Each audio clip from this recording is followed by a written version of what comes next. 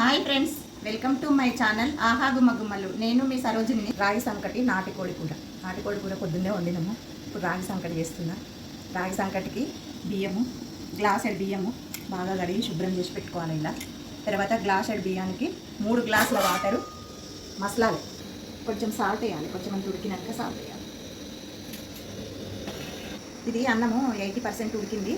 ఉడికినాక ఇది రాగి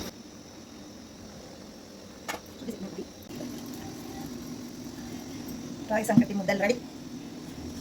రాగి సంకటి నాటుకోడి పులుసు రెడీ. టేస్ట్ చూద్దాము.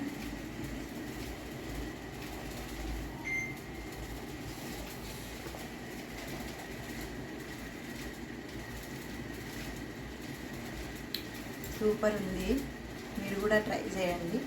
ట్రై చేసి ఎలా ఉందో కామెంట్ బాక్స్లో కామెంట్ పెట్టండి. థ్యాంక్స్.